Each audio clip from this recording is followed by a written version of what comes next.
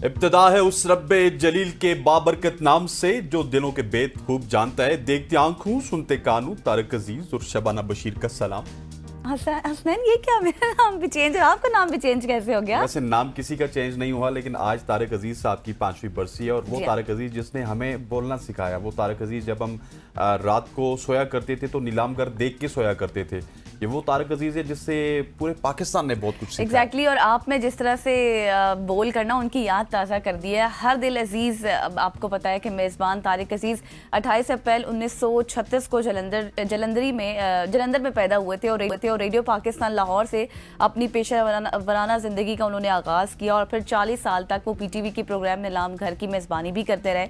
और तारक अजीज़ ने फिल्मों में भी अपने फ़न के जौहर दिखाए। फिर हुकूमत पाकिस्तान ने तारक अजीज़ साहब को 1992 में तमगा हुस्न कारकर्दगी से भी नवाजा और तारक अजीज़ 1997 से लेके 1999 तक रुकन कौमी असम्बली भी रहे हैं। और पाकिस्तान टेलीविज़न की पहली आवाज़ 17 जून 2020 को हमेशा के लिए खामोश हो गई थी और उन्होंने अपनी ज़िंदगी में स्टार भी PTV से लिया और एंड तक वो PTV से ही वाबस्ता रहे हैं। और बहुत बड़ी बड़ी ऑफर्स थी जब कमर्शियल मीडिया आ चुका था, क्योंकि मीडिया तो 2000 में आ चुका था और 2020 तक वो रहे इसी दुनिया में। तो बहुत बड़ी बड़ी ऑफर्स थी, लेकिन उन ऑफर्स को ठुकराया उन्होंने और उन्होंने कहा कि मैं पाकिस्तान टेलीविजन के साथ ही रहूंगा। और तारक शायरी भी की, फिल्में भी की। मेरा ख्याल है कि वो एक मुनफरिद शख्सियत थे। उन जैसी शख्सियत, एक ऐसा शख्सियत आप उनको कह सकते हैं और एक ऐसी शख्सियत जो कि नस्लों के लिए रहनुमाई फराहम करती है, उस तरह की शख्सियत थी। हमारा ट्रिब्यूट है तारक अजीज साहब को और हमारी दुआ है कि अल्लाह उनको करवट करवट जन्नत नसीब करे और उनके दर्जात बुलंद करे। ख़वातीन आज़ाद, आगे बढ़ते हैं और आगे बढ़ते हुए आपको बहुत ही अच्छी खबर देते हैं। और अच्छी खबर यह है कि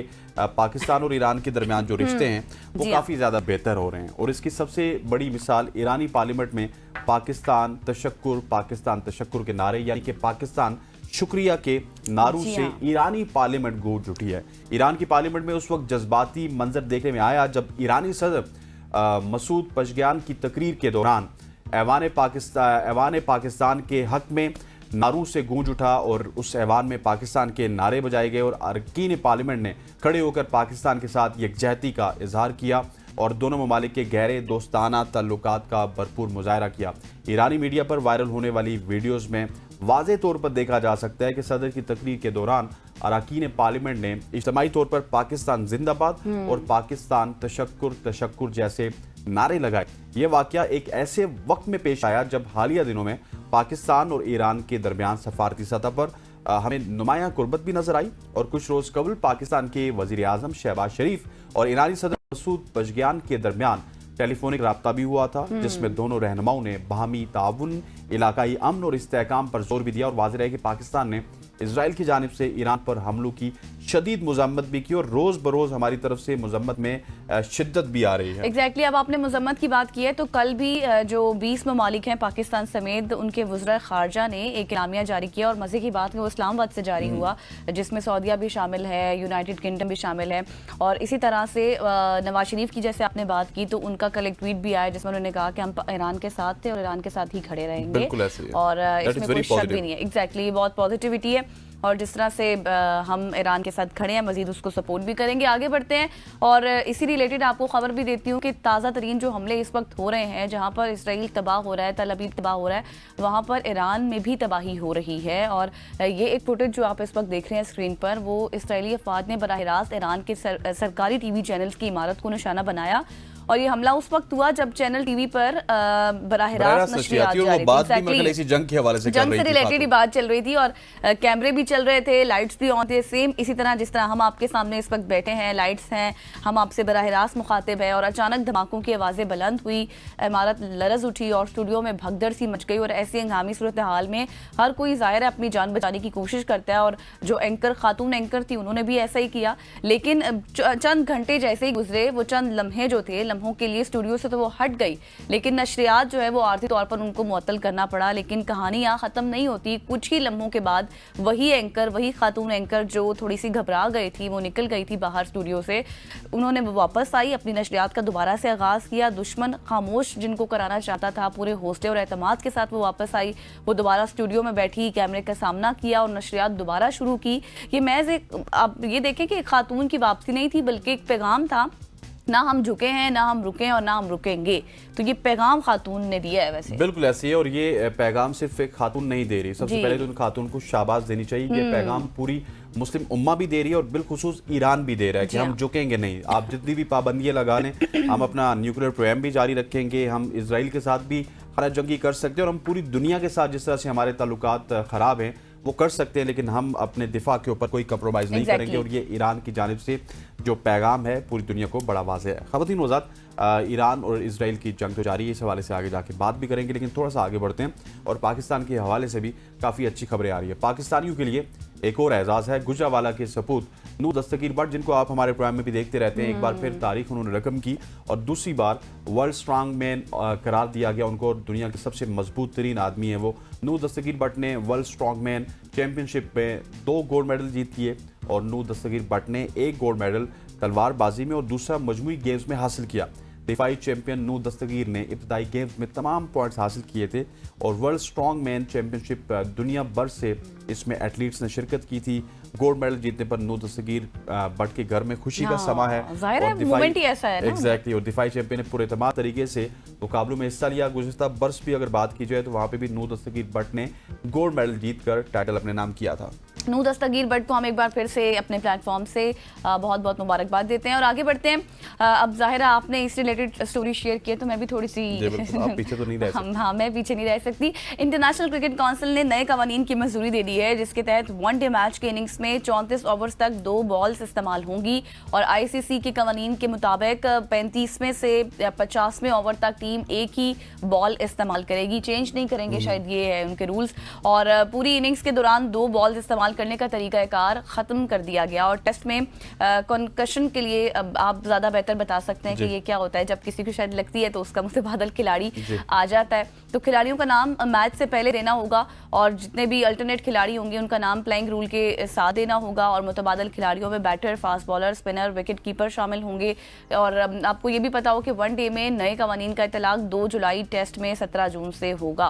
बिल्कुल ऐसे ये बड़े अच्छे कवानीन है गजल, क्योंकि ये जो स्पेशली गेंद वाला कानून है कि आप 2 गेंदें इस्तेमाल करते थे। 25 ओवर्स तरफ से एक एंड से 1 गेंद यूज होती थी, दूसरे एंड से 25 ओवर्स के लिए 1 गेंद यूज होती थी। उसका फायदा अल्टीमेटली बैटर्स को हो रहा था। इससे पहले वक्तों में होता ये था कि 50 ओवर्स में नहीं, 50 ओवर्स में 1 ही गेंद यूज होती थी। वो होता ये था कि 30 ओवर्स के बाद जब वसीम वकार का जमाना होता था तो वो रिवर्स स्विंग का आर्ट उनके पास होता था। वो एक तरफ से बॉल के ऊपर शाइन रखते थे, दूसरी तरफ से बॉल खुरदरी हो जाती थी, तो बड़ा अच्छा वहां पे जाके आखिर में वो विकेट्स लेते थे। तो अब ये आखिरी जो 14-15 ओवर्स होंगे ना, इसमें आपको छक्के चौके ज्यादा देखने को नहीं मिलेंगे। ऑलरेडी बॉल काफी पुरानी हो चुकी होगी, तो उसके बाद जब वो वही बॉल 14 ओवर्स के लिए यूज होगी ना, तो वो जो बल्लेबाजों की हुक्मरानी है, बल्लेबाजों की जो हुक्मरानी है वनडे क्रिकेट में, उसके ऊपर काफी ज्यादा आपको देखने को मिलेगा कि थोड़ी सी ब्रेक्स लगेंगी। खवातीन आजाद आगे बढ़ते हैं और आगे बढ़ते हुए आपको बताते हैं, आप वैसे बताने से पहले मैं आपसे पूछता हूँ कि आप अपने फोन की बैटरी बहुत ज्यादा चार्ज करती है? 100 से ऊपर कितना होगा? 101 तो नहीं होता। 101 वैसे आपकी कोशिश यही होती है कि 101 हो, लेकिन वो होता नहीं है। हाँ, 100 तो करनी होती है। बिल्कुल ऐसे है। अच्छा खवातीन आजाद, क्या मोबाइल फोन की बैटरी को 100% चार्ज करना ठीक है या नहीं? अच्छा, ये एक बड़ा सवाल है। और रोजाना मोबाइल फोन की बैटरी को 100% तक चार्ज करने के बारे में माहिरीन की राय सामने आ गई है। और पेन स्टेट यूनिवर्सिटी के इलेक्ट्रोमैकेनिकल इंजीनियरिंग सेंटर के डायरेक्टर चाओ यांग वांग का कहना है कि अगर आप बैटरी को 100% तक चार्ज करते हैं तो वो तेजी से खराब हो सकती है। अच्छा, एग्जैक्टली। चाओ यांग का मजीद कहना है कि 90% के मुकाबले में मुसलसल 100% चार्ज करने से बैटरी की ज़िंदगी 10 से 15% कम हो जाती है। और उनका ये भी मशवरा है कि अगर आपको सफ़र के दौरान या किसी और वजह से इजाफी बैटरी की ज़रूरत है तो उसे 100% तो ज़रूर करें, वो ठीक है, लेकिन रोज़ाना इस तरह करना दुरुस्त नहीं है। रोज़मर्रा के इस्तेमाल के लिए इसे 85 से 90% तक चार्ज करें। उन्होंने खबरदार किया कि इसके बाकायदगी से 0% तक ना ले जाएं, बल्कि 20% होने पर ही इसको चार्ज करें। हम बहुत सारे लोग ये भी कहते हैं एक दफा मोबाइल को 0% लेके जाएं तो वो बैटरी बड़ी अच्छी रहती है। वो भी उन्होंने कह दिया कि हाँ, इसको 0 नहीं करना, इसको 20 पे वापस चार्ज करना है। अच्छा, वैसे मेरी भी आदत है कि जब रेड लाइट मोबाइल में शो हो रही होती है मैं कहती हूँ ठीक है अभी तो चल रहा है, हाँ, चल थोड़ा सा और जाने दो, तो और मैसेज करो और वीडियोस देखो। लेकिन उसके बाद अब ये तहकीकात सामने आई हैं और ये इन्फॉर्मेशन आपके साथ शेयर करना लाजमी था कि तकरीबन आप अपनी बैटरी को 80 से 85 तक चार्ज करें और कम से कम आपकी जब 20 हो जाए तो दोबारा आप चार्ज पे लगा दें। आगे बढ़ते हैं और आगे बढ़कर आपको एक बहुत ही इंटरेस्टिंग सी स्टोरी बताते हैं, क्योंकि मुझे बहुत इंटरेस्ट शो हुआ जब मैंने पढ़ा, मुझे हंसी भी आई। चीजों पे होता है, आपको भी इंटरेस्ट होगा, आप एक दफा सुने तो सही। चैट जीपीटी जिसका इस्तेमाल इस वक्त बहुत ज़्यादा हो रहा है, क्या वो महबूबा है या फिर काम की चीज़ भी है, ये मैं आपको बताऊंगी। चैट जीपीटी जिसको इंसान के लिए ख़तरा भी करार दिया गया, वो इंसान की महबूबा भी बन गया है। नौजवान से प्यार भरी बातें भी कर रहा है और सोशल मीडिया पर वायरल एक बहुत ही इंटरेस्टिंग तस्वीर ने हलचल भी मचा दी है, जिसमें एक नौजवान चैट जीपीटी को अपनी महबूबा बनाए प्यार भरी बिल्कुल बातें कर रहा है। और ये वीडियो न्यूयॉर्क सबवे की है, जिसमें मेट्रो में सफ़र करने वाला एक नौजवान अपने मोबाइल पर मोहब्बत भरी गुफ्तगू कर रहा है। लोगों को तो ये लगा होगा कि शायद उसकी महबूबा है, लेकिन असल में वो चैट जीपीटी थी। लेकिन ये गुफ्तगू किसी इंसानी मखलूक से नहीं थी, बल्कि चैट जीपीटी से हो रही थी। और इस तस्वीर में नौजवान की किसी बात के जवाब में चैट बूट की जानिब से भेजा गया मोहब्बत भरा पैगाम बआसानी पढ़ा जा सकता है। और इसमें चैट जीपीटी ने मोहब्बत और फिक्रमंदी के मिले जुले जज्बात के साथ लिखा कि आप पीने के लिए कुछ गर्म ले लें, सुकून से घर चले जाएं। और फिर आखिर में ये भी लिखा कि डियर तुम बहुत खूबसूरत हो। और साथ में एक सुर्ख दिल का इमोजी भी था जो हर्ट होता है आपके पास, आपको पता है। और फिर जवाब में उस नौजवान ने भी दिल का इमोजी किया और शुक्रिया भी लिखा। मतलब आप अब चैट जीपीटी के साथ अपनी मोहब्बत का इजहार ये जो आपने जुमले बोले ना चैट जीपीटी वाले, तो ये मुझे लगा कि बीवी वाली फीलिंग आ रही है। हाँ चैट ना, जीपीटी से। बिल्कुल। तो कुछ लोग खाया, ये समझ रहे थे, कुछ गर्म खा लीजिए, हाँ। कुछ देख लीजिए, आप बीमार हो गए, कुछ पी लीजिए। बहुत ही मजेदार चैट जीपीटी से अब आप इस तरह की बातें भी कर सकते हैं। और ये था हमारा सोशल स्टोरीज का सेगमेंट। यहाँ पे वक्त हुआ चाहता है हमारा खत्म, यहाँ पे ब्रेक लेंगे। वैसे ब्रेक का वक्त है। हाँ एग्जैक्टली, ईरान के ऊपर बात करेंगे। स्टे विद अस।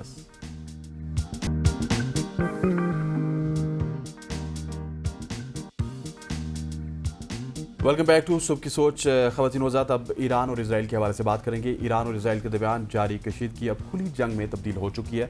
मिसाइलों की बारिश, ड्रोन हमले और बराह रास्त टारगेट सूरत हाल हर गुजरते लम्हे के साथ ख़तरनाक होती जा रही है। इसी दौरान दुनिया की 7 बड़ी ताकतें G7 समिट के लिए जमा हो चुकी हैं, जहाँ आलमी लीडर्स ईरान इसराइल तनाज़े जैसे अहम मसाइल पर बात करेंगे।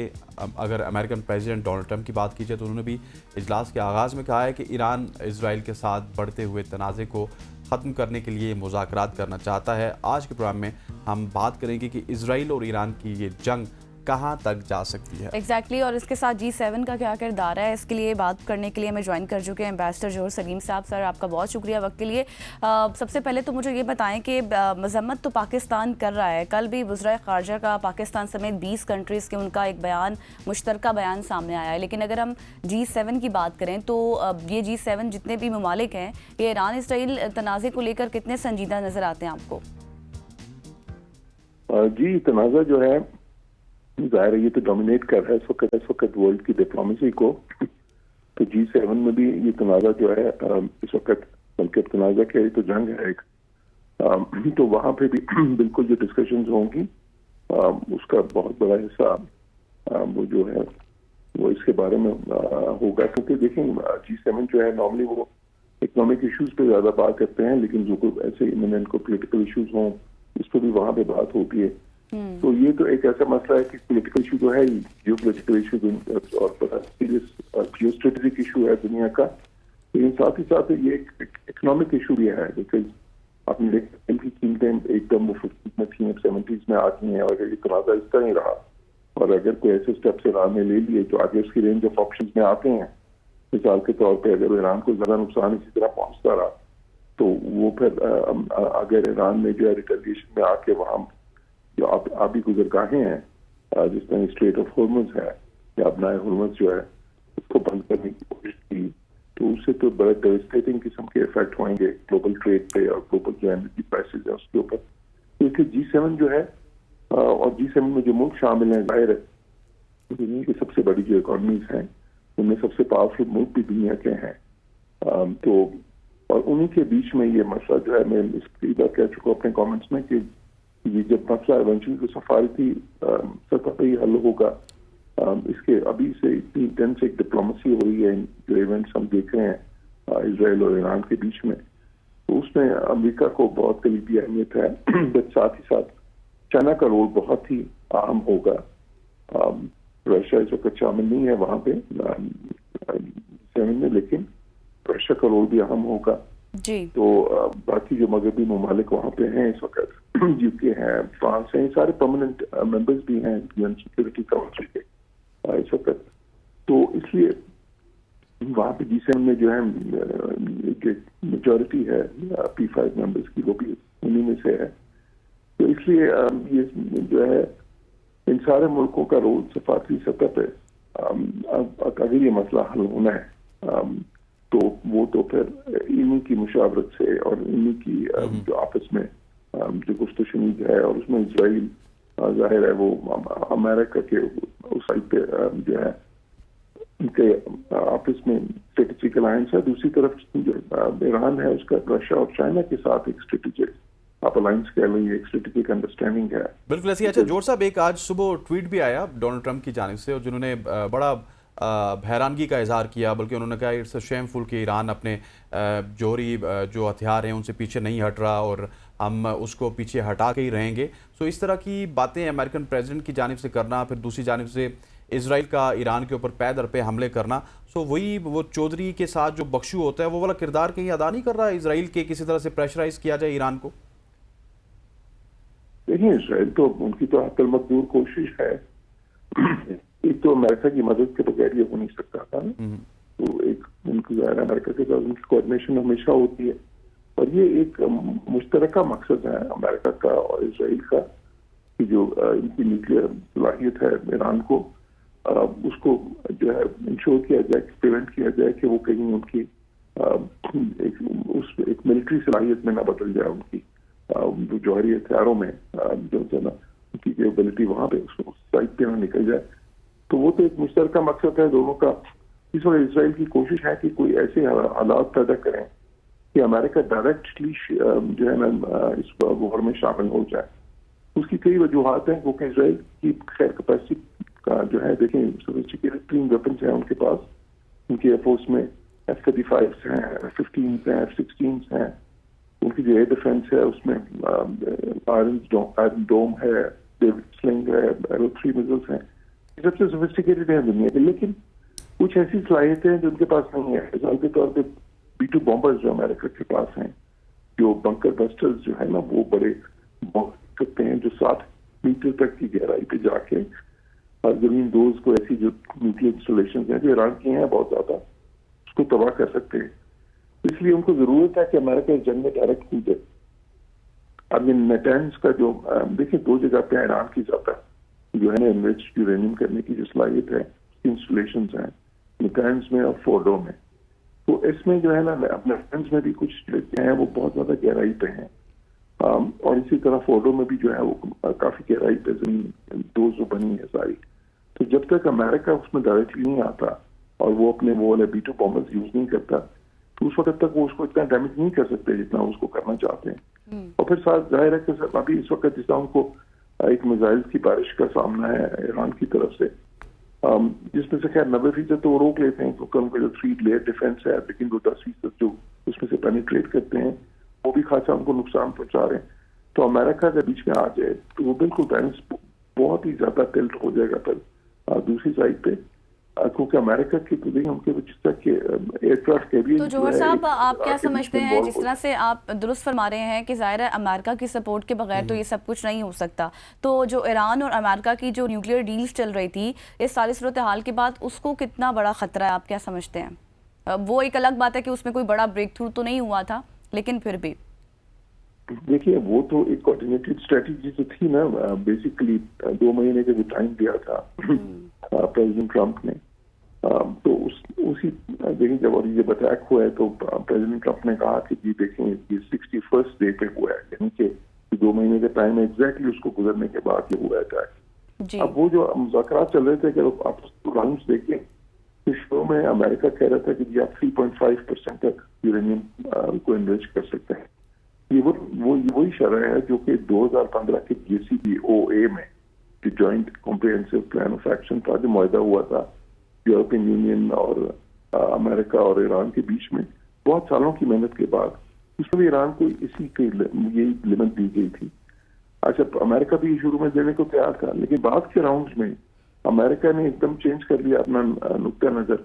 फिर उन्होंने कहा कि नहीं 0, आपको जीरो एनरिचमेंट की इजाजत होगी और कोई आपका न्यूक्लियर जो है ना वो प्रोग्राम नहीं होगा। जब आप एनरिच नहीं कर सकते यूरेनियम तो फिर क्या करें। तो अब वो एकदम जो रवैया चेंज हुआ है, इसका मतलब क्या है? इसका मतलब ये था, क्लियरली वो नजर आ रहा था कि इजराइल के कहने पे उन्होंने अपनी पोजीशन सख्त कर ली है। तो अब वो ईरान को बेसिकली जिस तरह करना चाहते हैं वो ये है कि ईरान मुज़ाकरात पे आए और इस चीज की तरफ आए कि 0% एनरिचमेंट की तरफ।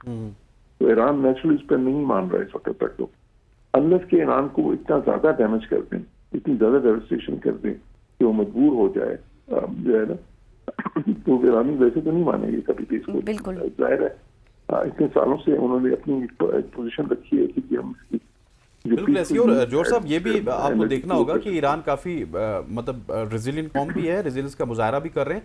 लेकिन कल ईरानी पार्लियामेंट में एक बड़ा वाकया हुआ जहाँ पे ईरानी सदर ने जब पाकिस्तान का जिक्र किया तो पूरी पार्लियामेंट में पाकिस्तान का शुक्रिया अदा किया गया, तशक्कुर पाकिस्तान के नारे हमें सुनने को मिले।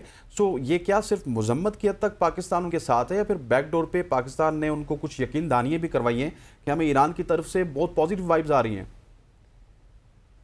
अरे ये पाकिस्तान ईरान की जाहिर सफारती सतह पे हमने एक बड़ा क्लियर स्टैंड लिया, हमारा बहुत वाज़ेह स्टैंड है ना, पोजीशन हमारी वो है। हमने कंडेम किया इजराइल को, हमने कहा कि ये बिल्कुल इसको जो है ना ये इलीगल है, इंटरनेशनल लॉ की वायलेशन है, ईरान की टेरिटोरियल से इंटेग्रिटी जो है और उनकी सोवरेनिटी को हम सपोर्ट करते हैं। और साथ ही साथ हम उन सफारती कोशिशों में शामिल हैं जो इस डायरेक्शन में है कि एक पीसफुल डायलॉग के थ्रू हल निकले इस मसले का। अब देखिए ईरान के कई ऐसे दोस्त हैं जिसका हिंदुस्तान है, जिसके साथ ईरान के बड़े करीबी ताल्लुकात हैं, लेकिन हिंदुस्तान में इस पर बिल्कुल क्लियर स्टैंड नहीं लिया कोई।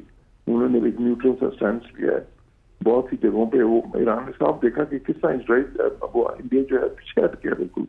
उनकी इवन एक इखलाकी और जो एक सफारती हमायत जो उनकी होनी चाहिए इस मौके पे, उससे पीछे हट गया बिल्कुल।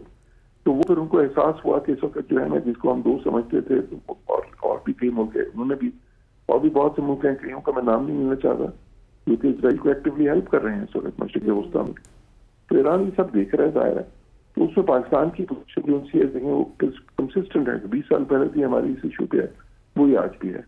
और हम जो जिस तरह से खुल के इजहार किया उसका कि देखिए, क्योंकि हम तो इंटरनेशनल लॉ के साथ हैं, हम इंटरनेशनल जो है ना जो बुनियादी कानून है और बुनियादी टेनेट्स हैं जिसमें इंटरनेशनल ऑर्डर खड़ा है, बिल्कुल ये है कि आप कोई जारियत नहीं कर सकते इस तरह, आप किसी मुल्क की टेरिटोरियल इंटेग्रिटी वायलेट नहीं कर सकते, किसी मुल्क की सॉवरेनिटी। बिल्कुल सर, आप दुरुस्त फरमा रहे हैं। अब देखना होगा कि ये जो तनाज़ा बढ़ गया है क्या ये रीजनल में कन्वर्ट हो सकता है या फिर नहीं। देखना होगा, जैसे जैसे जो इन्फॉर्मेशन होगी उस पर आपसे मजीद भी बात करते रहेंगे। Thank you so much. Jauhar Saleem sahab former ambassador हमारे साथ मौजूद थे, ईरान की तमाम तर सिचुएशन पर बात कर रहे थे। यहाँ पर लेंगे एक ब्रेक के बाद वापस आएंगे, मुल्क की सियासत पर बात करेंगे। स्टे विद अस।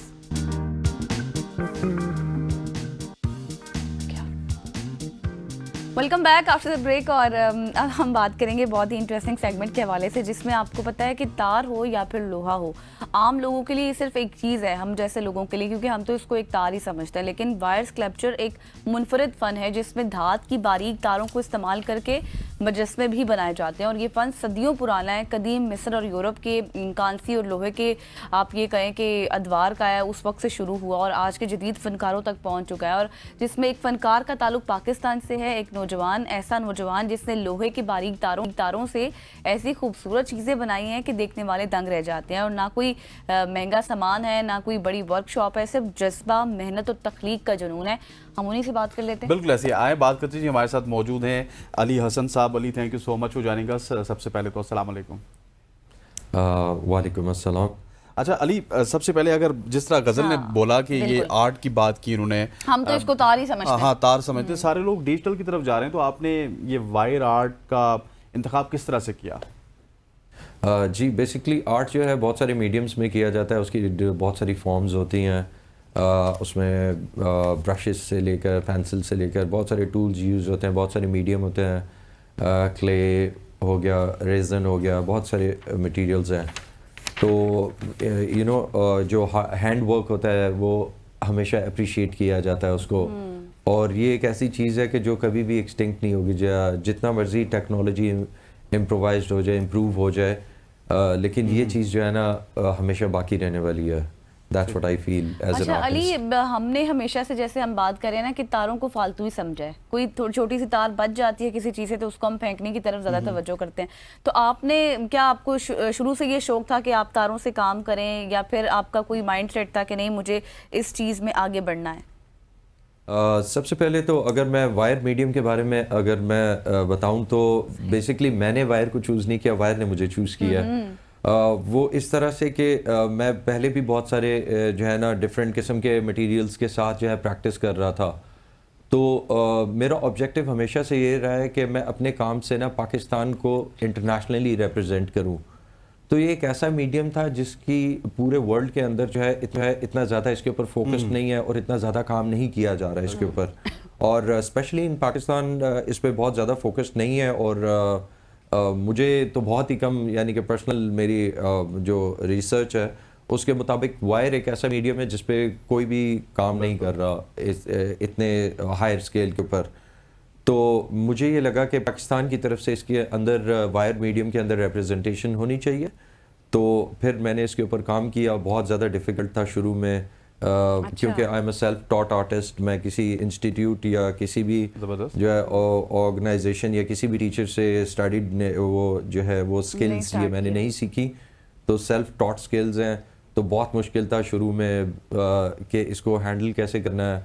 और इवन येट बहुत मुश्किल होता है इसको। वायर एक ऐसा मीडियम है जिसमें हाथ ज़ख्मी होते हैं, और इसको शेप अप करना और इसको जो है बेसिकली उस फॉर्म के अंदर लेके आना कि जिससे आप अपने जो बेसिकली आपके आइडियाज़ जो होते हैं, इमोशंस हैं, उसको एक्सप्रेस कर सके, तो बहुत मुश्किल होता है। अल्हम्दुलिल्लाह प्रैक्टिस करते करते जो है काफ़ी जो है साल लग गए इसमें, और अल्हम्दुलिल्लाह अभी मैं इस लेवल के ऊपर आ गया हूँ कि पूरी दुनिया में पाकिस्तान को रिकग्नाइज किया जा रहा है। जब भी वायर आर्ट की बात होती है, hey that is the item which has come from Pakistan, so that is बिल्कुल। अच्छा अली, हमें ऑफ द रिकॉर्ड बता रहे थे, वो भी आपसे पूछ रहे थे अली कि एससीओ कॉन्फ्रेंसेस में भी बहुत सारी ये आर्ट पीसेस इनके चले बहुत सारी इस तरह की कॉन्फ्रेंसेस हैं जहाँ पे आपकी आर्ट वर्क को वहाँ पे रखा गया, फिर बहुत सारे ममालिक के लोग आते हैं, बल्कि सरबराह मुमलिकत आते हैं। तो उस आर्ट को जब वहाँ पे आप देखते हैं तो कैसा महसूस करते हैं? जी, मेरे लिए बहुत फ़ख्र की बात है कि पाकिस्तान के लिए अगर मैं कोई ऐसा काम करूं जिसको बाहर के लोग जो है उसको पसंद करें, तो ये सबसे पहले मेरे लिए बहुत सारे फ़ख्र की बात थी।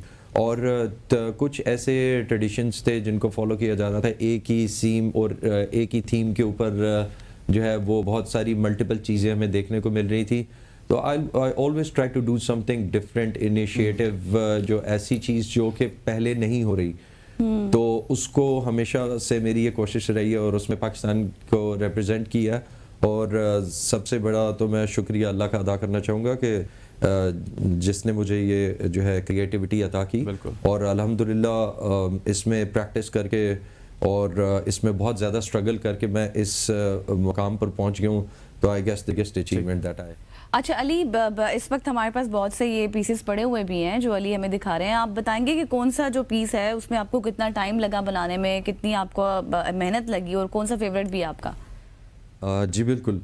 बेसिकली जो है इसमें आपको जो 2 मेजर कंपोनेंट्स है, एक तो इसका अपर पोर्शन है, फिर उसके अलावा इसकी जो बेस है, इसकी बेस खुद से शेप अप करनी पड़ती है, इसकी सैंडिंग करनी पड़ती है, इसको सारा प्रोसेस करके फिर इसको प्रिपेयर करना पड़ता है।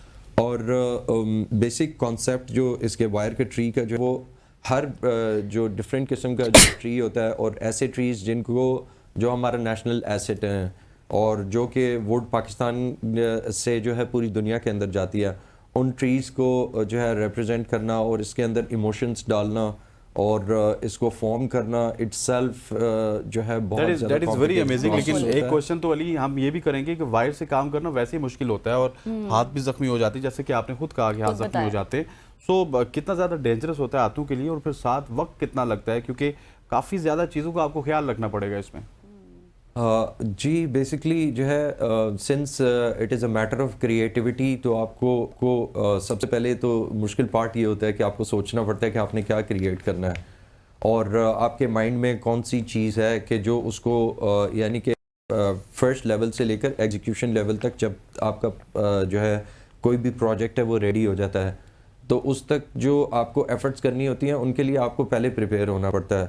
आपको पहले से पता होता है, क्योंकि वायर एक ऐसा फ्लेक्सिबल मटेरियल है कि इसके अंदर एक किसी स्पेसिफिक पॉइंट के ऊपर अगर आपको डिटेल डालनी है तो आपको स्टार्ट से लेकर एंड तक उसके साथ चलना पड़ता है, otherwise it's going to look like a patch, कि एक पैच लगा हुआ है और एक अलहदा से कोई चीज़ ऐड की हुई है। तो इस मीडियम के अंदर ये काफ़ी ज़्यादा डिफ़िकल्ट पार्ट होता है कि आपको पहले से ही जो है वो कंप्लीशन लेवल तक जो है अपने माइंड में उसको क्रिएट करना पड़ता है, and then you with the hands. अच्छा अली, मुझे ये भी बताएं कि ये जो इस वक्त पीसीस हमारे सामने पड़े हुए हैं, इसमें आपने क्या स्टोन से भी काम किया? अगर स्टोन के साथ कोई काम किया तो उसका एक्सपीरियंस कैसा रहा आपका? जी, if I talk about this particular sculpture, तो इसकी जो बेस है इट्स प्योर स्टोन, और ये स्टोन जो है बेसिकली जो ड्रिफ्ट वुड आप देख सकते हैं या स्टोन है, ये सारे कलेक्ट करने पड़ते हैं और इसी शेप के अकॉर्डिंगली ही आपको डिज़ाइन बनाना पड़ता है। सो दे आर इंटररेलेवेंट।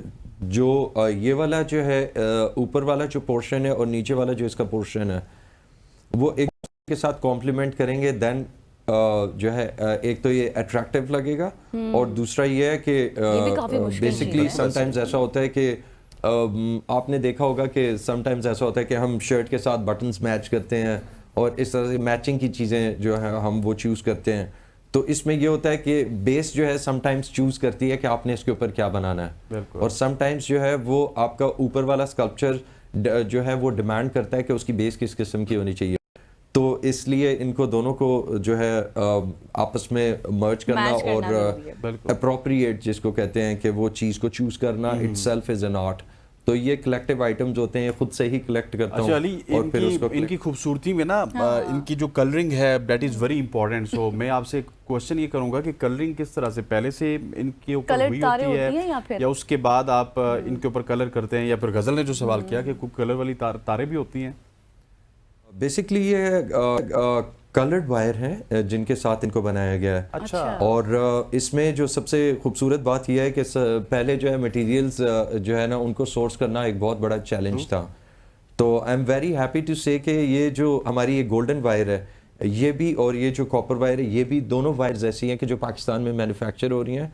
और अल्हम्दुलिल्लाह आई प्राउडली से कि ये जो गोल्डन वायर है this is quite famous among the world, और ये हमारे पाकिस्तान में लोकली मैन्युफैक्चर हो रही है और दुनिया इसको जो है। अच्छा अली, मुझे ये भी बताएं कि पाकिस्तान में, क्योंकि आपने तो सारा कुछ बताया जो कुछ आप करते हैं, पाकिस्तान में इस काम का रुझान कितना है? क्या लोग इसको सकते हैं, और जो लोग इसकी तरफ आना चाहते हैं वो किस तरह से आ सकते हैं?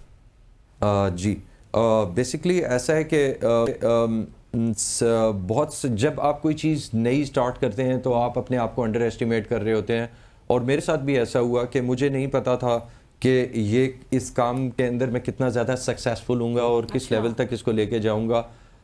लेकिन जो है मेरा एक ऑब्जेक्टिव था, मैंने उस ऑब्जेक्टिव को से जो है ना अपने फियर को ओवरकम नहीं होने दिया, और I just kept doing efforts, और मैंने कहा कि अपनी स्ट्रगल को जारी रखना है। तो struggle was my companion in this whole journey, जिसने मुझे इस मुकाम तक लेके आया। और मैं दूसरे आर्टिस्ट को भी यही कहूँगा कि it's not and it's never about resources.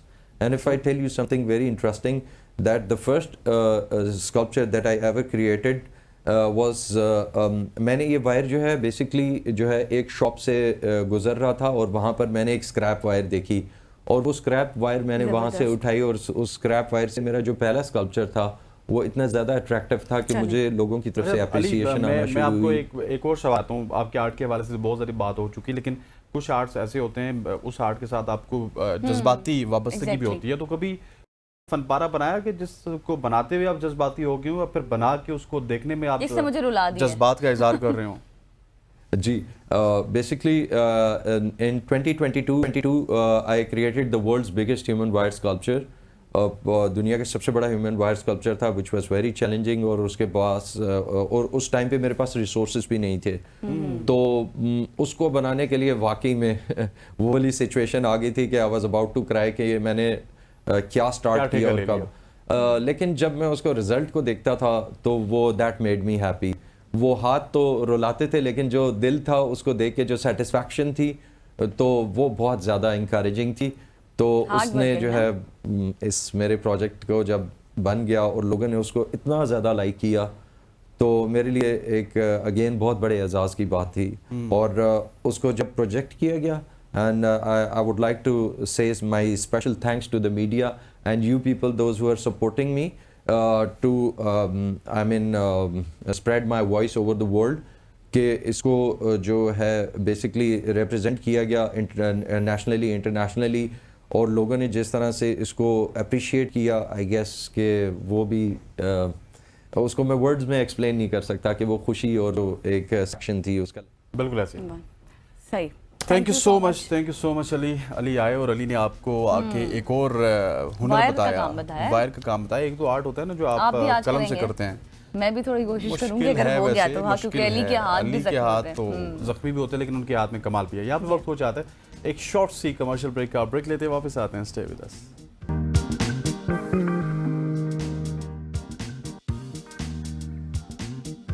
Welcome back after the break. और अब हम बात करने वाले हैं इस सेगमेंट में एक ऐसे नौजवान फनकार की जिन्होंने ना सिर्फ सोशल मीडिया पर धूम मचाई हुई है, बल्कि मौसीकी की दुनिया में भी अपने मुनफरिद पहचान बना ली। और हम बात करें ताहा उस्मान की, जो एक मशहूर सोशल मीडिया इन्फ्लुएंसर भी हैं, टिकटॉकर भी हैं, सिंगर भी हैं। और टिकटॉक पर उनके इस वक्त 1.6 मिलियन से ज़्यादा फॉलोअर्स हैं, और उनका एक अकाउंट हैक हो चुका था, उस पर बहुत सी बात भी की, लेकिन वो रिकवर नहीं हो सका। और इंस्टाग्राम पर उनके 130 के लोग उन्हें फॉलो करते हैं, और यूट्यूब पर उनके 280 के सब्सक्राइबर्स भी रोज़ बढ़ते जा रहे हैं। और हाल ही में रिलीज़ होने वाला उनका एक सॉन्ग है तेरी मेरी ईद, यूट्यूब पर उसके 19 लाख व्यूज़ हो चुके हैं।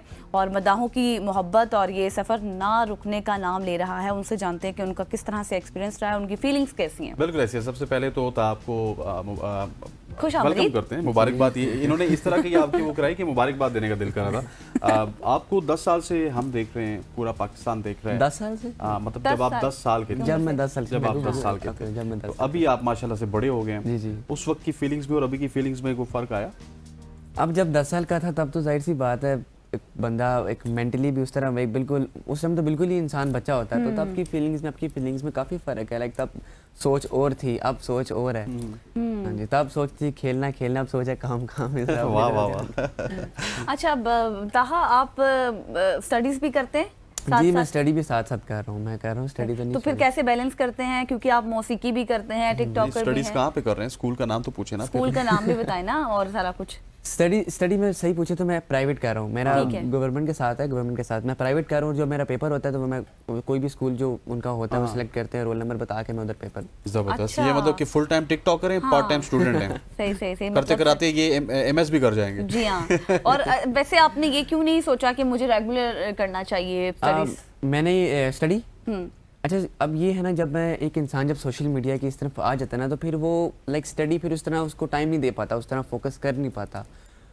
स्टार्ट आपके लिए स्टडी इंपॉर्टेंट नहीं थी उस तरह? नहीं, स्टडी इंपॉर्टेंट थी। focus नहीं कर पाता। अब मैं जब स्टडी करता था, जब मैं इस तरफ नहीं था, तब मैं सच पूछे तो मैं लाइक बहुत अच्छा स्टूडेंट हूँ। अच्छा। मेरी कभी 95 से नीचे परसेंटेज नहीं आई, माशाल्लाह। लेकिन जब से मैं सोशल मीडिया में आया हूँ, मेरी तकरीबन 90 से नहीं, मेरे 80 प्लस आने लग पड़ी थी। तो वो फिर उस तरह से इंसान का फोकस। फिर भी ठीक है। मैं सोचूं कहेंगे जब से मैं सोशल मीडिया पे तो 40 के करीब लेता हूँ नंबर ताकि पास हो जाऊं। 80 तो इज गुड। और दूसरा ये है कि अब जब सोशल मीडिया की तरफ आप आ जाते हैं ना, तो फिर आपका स्टडी की तरफ थोड़ा एक ध्यान देना मुश्किल होता है, बिकॉज ये चीज़ हो रहा है। फिर इंसान कहता है यार ये पढ़ना किस तरह बंदा पढ़े, वो फिर इंसान का दिमाग आजकल के ये चल रहा है। लेकिन ये कि अब आप पार्ट टाइम कर लेते हैं ना स्टडीज, ये अच्छी चीज है। 1 घंटा तो निकाल के बस कर लेते हैं। बिल्कुल ऐसे। अच्छा, ये बताइएगा कि जब आपने ये सफर स्टार्ट किया था टिकटॉक का, तो इसको आपने सीरियसनेस में स्टार्ट किया था, शुगल मेले में स्टार्ट किया था, और करते करते कब आपको रियलाइज हुआ यार कि now you are not only the TikToker, you are the influencer of this society? अच्छा, स्टार्ट में तो मैंने एक किस्म का, मेरे ना डैडी करते थे, वो खुद बनाते थे वीडियोस वगैरह, तो मैं तो उनको देखता था। मैं तो स्कूल गोइंग बच्चा था, मैं उनको देखता था। वो रात को उन्होंने जब भी आना ड्यूटी से, उन्होंने भाई अपना वीडियोस वगैरह बनानी करनी, तो मैं तो उनको ही देखता था, वो बनाते रहे। और फिर कुछ टाइम बाद मैंने स्टार्ट कर दिया उनके फ़ोन से। उन्होंने मुझे काफ़ी डांटा वगैरह भी ना, कि तुम बच्चे हो, तुम अपनी पढ़ाई पे ध्यान दो, तुम ये किधर साइड पे लगी हो।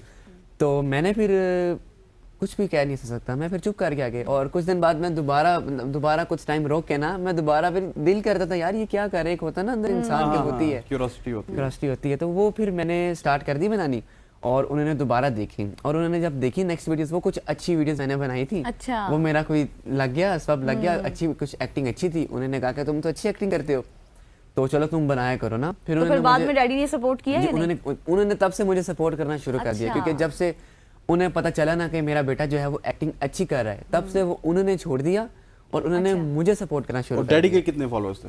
उनके मेरे ख्याल से 60,000 फॉलोअर्स हो गए। अच्छा, अच्छा। सही, अब लेकिन डैडी नहीं करते। डैडी 60,000 में थे, बच्चा 60 मिलियन में पहुंच चुका। जी हाँ, ये फर्क तो है। अच्छा, गाने के हवाले से बताएं, क्योंकि आप अपना गाना भी गा चुके हैं, जैसे मैंने अपने इंट्रो में जी। बताया। क्या कौन सा सबसे पहला गाना गाया? सबसे गाना था मेरा, सबसे फर्स्ट सॉन्ग था वो मेरा, आई थिंक 2023 में मैंने किया था, मैं हूँ यहाँ। अच्छा। और अब सेकंड यहीं पे हैं? नहीं, सॉन्ग का टाइटल था मैं हूँ यहाँ, वैसे तो मैं यहाँ ही हूँ। और सेकंड एक लड़का दोस्त है, उसके साथ कोलैब में किया था, ठेका ले लिया। और थर्ड सॉन्ग जो अभी इस जो छोटी ईद पे किया है वो तेरी मेरी ईद है, रिसेंटली। तेरी मेरी ईद, और तेरी मेरी Eid is very very viral जी, सॉन्ग, काफी इस वजह से हमने माशाल्लाह, आपको बुलाया काफी भी लोगों ने है। प्यार सो भी इसके दिखाया। कुछ लिरिक्स अगर आप सुनाना चाहें हमें। बच्चा थोड़ा खराब हो गया है, बच्चा थोड़ा खराब हो गया नहीं, था। ये सिर्फ सॉन्ग के हद तक है भाई, वैसे और कुछ इस तरह का नहीं है। सही हो गया। अच्छा, तो जी अब जी। मजीद कोई प्रोजेक्ट्स भी हैं गाने के हवाले से? गाने के हवाले से अभी ये तो कर लिया है, और इंशाल्लाह very soon with in I think 2 to 3 months में एक अपना न्यू सॉन्ग जो है वो इंशाल्लाह न्यू एल्बम जो है वो हमारे एक बड़े सीनियर जर्नलिस्ट हैं सोहेल बड़ाई साहब, उनका एक अंदाज है, पैसे कितने कमा लेते हैं। हाँ। अच्छा, उनका अंदाज है, मुझसे ना पूछे। अगर आप बताना चाहे तो बता सकते हैं, वैसे आपको एफबीआर तो तंग नहीं करेगा। एफबीआर का नहीं है, असल में बात ये है कि अर्निंग यहाँ से होती है और माशाल्लाह मैं अर्निंग काफ़ी अच्छी कर लेता हूँ, अल्लाह का शुक्र है। अब मैं आपको एक लेकिन आप बताना नहीं चाहते कि कितनी कर लेते हैं? स्पेसिफिक नंबर तो नहीं बता सकता ना कि भाई मैं लो इतना असल में वो कमाता हूँ। टीवी पे तो बिल्कुल नहीं बता सकते, उधार मांगने चले वाले आ हम जाएंगे। ऑफ द रिकॉर्ड पूछेंगे। थैंक यू सो मच, ऐसा भी हो सकता है। Thank you so much. Thank you so much for बहुत coming. शुक्रिया, आपका भी बहुत शुक्रिया। खवातीन उस्ताद उस्मान हमारे साथ मौजूद थे और बहुत ही मजे की डिस्कशन हुई, एक मजे की शख्सियत हैं और अभी बहुत बच्चे हैं लेकिन बड़ी मेच्योर बातें कर रहे हैं, और उम्मीद करते हैं कि टिकटॉक से दूसरे प्लेटफॉर्म्स में भी आएंगे और 30 सेकंड्स के कंटेंट को ये 10 मिनट में भी कन्वर्ट करेंगे ताकि इनसे इनके जो फॉलोअर्स हैं उनको सीखने को मिले। यहाँ पे वक्त हो जाता है एक शॉर्ट सी कमर्शियल ब्रेक का, ब्रेक लेते हैं, वापस आते हैं, स्टे विद अस।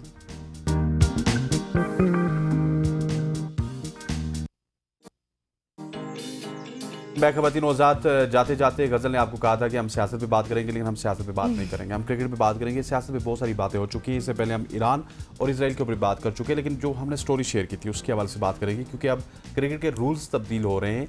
आप गेंद को आखिरी 14 ओवर्स के लिए एक ही गेंद इस्तेमाल कर सकते हैं। इसके अलावा कंकेशन के लिए बहुत सारे नए रूल्स हमने देखने को मिले, और ये तमाम तर रूल्स होते थे, लेकिन कोविड में 2020 में जब क्रिकेट थोड़ा सा बंद हुई तो उसके बाद काफ़ी ज़्यादा प्रिकॉशंस दी गई, और क्योंकि वो जो पुराना गेंद होता था ना उसको बार बार साफ़ किया जाता था, तो उन्होंने कहा जी कि बॉल को आप साफ नहीं कर सकते, 25 ओवर्स के लिए एक एंड से होगी, 25 ओवर के लिए एक एंड से होगी। इसी तमाम तर इशू में बात करने के लिए हमारे साथ बदीउज़्ज़मान साहब मौजूद हैं, सीनियर स्पोर्ट्स जर्नलिस्ट हैं। बदी भाई, thank you so much for joining us. बदी भाई, सबसे पहला सवाल तो आपसे ये है कि फाइनली वो जो एक पिटाई का ज़माना था जो 2020 से लेके 25 तक था, जहाँ पे 400-450 रन ओडीआई क्रिकेट में बनना शुरू हो चुके थे, अब वो आपको कम होते हुए नजर आएंगे, क्योंकि फाइनली आईसीसी को भी इस चीज़ का इदराक हुआ कि बॉलर्स को भी कुछ ना कुछ मदद मिलनी चाहिए। बिल्कुल तरीका जो क्रिकेट के कवानीन जिस तरीके से तब्दीलियां की गई, तो इससे यही था कि तमाम तो बल्लेबाज उनको तो फायदा हो रहा था, लेकिन कुछ ऐसे बॉलर थे जो बहुत कर रहे होते हैं, रिवर्स स्विंग कर रहे होते हैं, पुरानी बॉल से उनको फायदा नहीं हो रहा था। तो मेरे ख्याल में उन बॉलर्स के लिए अच्छा है कि वो पुरानी गेंद यूज करेंगे तो उनको रिवर्स स्विंग भी मिलेगी और वो आउट भी करें। आपके सामने मिसाल भी है, उनसे पुरानी गेंद कराई जाती है, बड़ी अच्छी जो है वो गेंद किया करते थे। तो अब काश यूनुस को देखें और बहुत सारे ऐसे बॉलर हैं जो पुरानी बॉल से जो है बॉलिंग करते थे। तो मेरे ख्याल में इनका फायदा जो है खासतौर पर जरूर होगा, और मेरे ख्याल में देखिए 35 ओवर में ये जाके नहीं होगी, तो ये वो जो 50 ओवर हैं, अगर मेरे ख्याल में तो 50 ओवर तो ज्यादा बेहतर होता, लेकिन अब ये तो आईसीसी है और जिस तरीके से चल रही है, तो उन्होंने ये कहा कि थोड़ी बहुत जो है क्रिकेट में जो जिस तरीके से वनडे क्रिकेट में चल रहा है वो होना चाहिए कि भाई थोड़ी दिलचस्पी भी कायम रहे। तो ये चीज मेरे ख्याल में क्रिकेट अच्छी है, आप इनको चेंज कर रहे हैं। ठीक। अच्छा बदी भाई, साथ ये भी बताइएगा कि कंकेशन के जो कवानीन हैं उनमें भी तब्दीली की गई है, उसमें जो फास्ट बॉलर है या फिर आपके पास स्पिनर है, इस तरह के लोग हैं, ये आपको पहले से देने होंगे। इससे पहले तो मुंह उठा के कोई भी आ जाता था जिसको भी वो बुलाते थे। सो इस हवाले से भी मेरे ख्याल आईसीसी अब प्रिसाइज हो चुकी है कि कंकेशन के रूल को जो गलत इस्तेमाल किया जाता था वो ना किया जाए। बिल्कुल आपने सही कहा, 5 प्लेयर मांगे हैं कि 5 प्लेयर नाम आपको पहले देते होंगे और एक एक्स्ट्रा प्लेयर तो वो भी आप दे सकते हैं। तो ये एक अच्छा एग्जाम है, क्यों होता है कि जब भी कोई गाड़ी इन्फिट होता था तो आप अपनी मर्जी से किसी को भी भेज देते थे,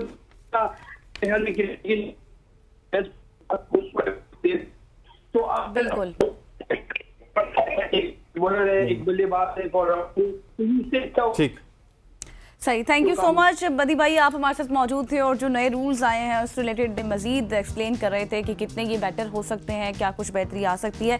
यहाँ पर लेंगे एक न्यूज़ ब्रेक और न्यूज़ ब्रेक के बाद वापस आएंगे। Stay with us.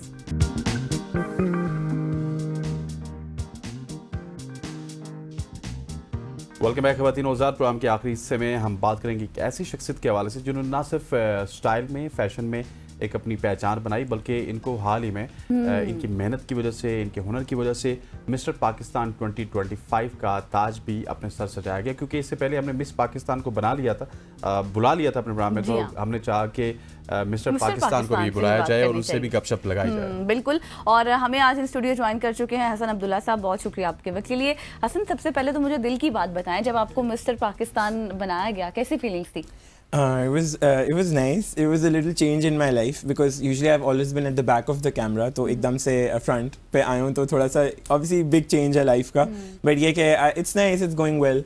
I'm trying to focus on the good things and I'm trying to like मेरा बस focus यही था, I want to make a name for Pakistan. तो more than promoting myself, I really want कि मैं पाकिस्तान के लिए कुछ करूँ, मैं पाकिस्तान का नाम बनाऊँ. तो बस मेरा focus वही है, तो मैं इस चीज़ को enjoy कर रहा हूँ अभी तक मैं, और मैं try कर रहा हूँ कि like ज़्यादा वो चीज़ें कर सकूँ जिससे पाकिस्तान को फ़ायदा हो, ताकि लोग इसको ज़्यादा appreciate भी करें.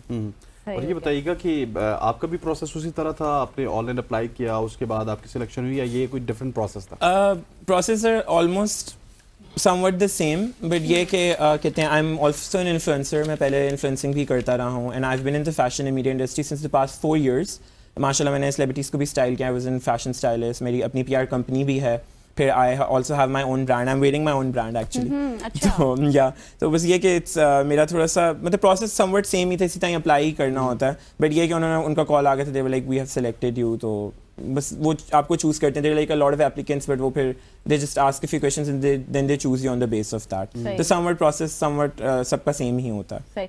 तो हसन मुझे ये बताएं, आप अपने ब्रांड के ही कपड़े इस वक्त मुझे लग रहा है फर्सी शलवार पहनी है। जी फर्शी मैंने पिछली ईद पे बनवाए थे बहुत सारे, तो फिर मैंने कभी ना कभी पहन लेता हूँ, अच्छे लगते। तो फैशन इंडस्ट्री को पाकिस्तान में आप कहाँ पर देख रहे हैं, क्योंकि जाहिर है फैशन हमारा बहुत आगे चला गया माशाल्लाह. मीडिया को अभी भी है ज़रूरत थोड़ा सा, मीडिया में ये है कि हम अच्छा काम कर रहे हैं, बट ये कि हम we can make better content, better films बना सकते हैं हम, अगर प्रोडक्शन पे लोग स्पेंड करना चाहें. लोगों का इशू दरअसल ये होता है कि लोग वार्डरोब पे, कास्टिंग पे स्पेंड करते हैं, पर प्रोडक्शन पे उनको होता है कि थोड़े पैसे बच जाएं. तो ये चीज़ मैंने नोट की. आई वर्क विद मेरे एक्चुअली मीडिया में ग्रेजुएट भी किया, I was a distinction holder, तो मैंने अभी ग्रेजुएट किया रिसेंटली. तो मेरा सारा था ही फिल्म का, मेरा फिल्म में हमने फिल्म ही पढ़ा है, हमारा प्रोडक्शन ही पढ़ा है, सारा VFX भी पढ़ा है, फोटोशॉप भी पढ़ा है, सब आता है. तो हमने लाइक अपना कंटेंट भी बनाया. मेरी इवन जो शॉर्ट फिल्म है वो नेशनल शॉर्ट फिल्म फेस्टिवल पे भी नॉमिनेटिंग के लिए गई थी, जो हमने प्रोजेक्ट अपना बनाया था.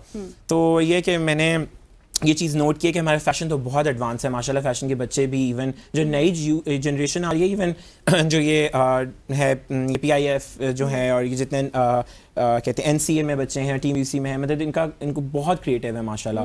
और हमारे यूथ में बहुत टैलेंट है, बहुत ज़्यादा है. बस उसको ये कि प्लेटफॉर्म सही नहीं मिल रहा ना हम लोगों को, वरना टैलेंट बहुत ज़्यादा है. बट फैशन की जहाँ बात करें तो फैशन पाकिस्तान जैसा कहीं नहीं है. मतलब जो हमारे कपड़े हैं, आप डिज़ाइनर्स देख लें हमारे, जितना लाहौर में सारा फैशन है, आप लाहौर जो आपको मतलब एक से एक बढ़ के डिज़ाइनर, एक से एक बढ़ के आपको डिज़ाइनर मिलेगा. तो आई थिंक कपड़ों का और फैशन का हमारे पास बहुत स्कोप है. आपने लाहौर की बात की, अगर फैशन इंडस्ट्री की बात की तो ज्यादातर लाहौर कराची की बात होती है. बिल्कुल. कराची का फैशन थोड़ा सा ज्यादा एडवांस है. मीडिया सारा कराची में है, फैशन सारा लाहौर में, क्योंकि आई थिंक जो बड़े डिजाइनर्स हैं, जो बड़े ब्रांड्स हैं, जो अच्छे खूबसूरत कपड़े हैं, आई थिंक आपको लाहौर में ज्यादा दिखेंगे. कराची में थोड़ा एक टिपिकल काम है, मतलब वो प्यारे कपड़े हैं, obviously there big designers there, पर कराची में जो काम है ना वो थोड़ा सा फैशन का, जो लाहौर का ना, लाहौर का फैशन थोड़ा मॉडर्न है. आपने नोट किया होगा, कराची का फैशन थोड़ा ट्रेडिशनल है. तो ये थोड़ा डिफरेंस है ब्रांड्स में. सही हो गया। या तो हसन अब्दुल्ला की वार्डरोब की अगर मैं बात करूं तो जी, उसमें जी। 3 ऐसी कौन सी चीजें हैं जो कि उनके लिए बहुत नेसेसरी हैं कि यार मेरे मुझे- लिए नेसेसरी है। आई डोंट नो मेरे पास बहुत कपड़े होते हैं, मैं बहुत पैसे ज़ाया करता हूँ। अच्छा। कुछ पीआर भी आते हैं, कुछ मैं खरीदता भी हूँ, बट ये कि मोस्टली मेरे कपड़े जो हैं वो वेस्टर्न ही होते हैं। मैं ये देसी कपड़े बहुत कम पहनता हूँ। ये तो मैंने अपना ब्रांड स्टार्ट किया तो मैंने बनाया, वरना शराब कमीज़ मेरी अलमारी में बहुत कम होते हैं। तो वेस्ट कोट, शराब कमीज़, शेरवानी या इस तरह की चीज़ें मेरे अलमारी में होती हैं, बट थोड़ी लिमिटेड होती हैं। ज़्यादा मेरे कपड़े होते हैं लेवाइस के, आउटफिटर्स के, वन के, इस तरह मतलब रैंडम बाहर से मेरे खाला और फ्रेंड्स वगैरह और मेरे कजन्स भेज देते हैं, तो मोस्टली वेस्टर्न वार्डरोब है। सही सही I think these are my accessories. मैं अपनी वॉच भूल गया हूँ, माई रोलेक्स, वो मैं पहनता हूँ, मेरी रिंग्स हैं और मेरे मतलब accessory ये है। आई थिंक मैं हर जगह पहन के जाता हूँ। These are something that I wear every day. ठीक हो गया। मिस्टर पाकिस्तान हमारे साथ मौजूद थे। Thank you so much Thank you so much, ने sir. ज्वाइन किया। ख़वातीन और हज़रात, आज की सुबह की सोच उम्मीद करते हैं कि आपको पसंद आई होगी। मुझे, गज़ल को और हमारी पूरी प्रोडक्शन टीम को इजाज़त दीजिए। अल्लाह ने के बाद। अल्लाह हाफिज।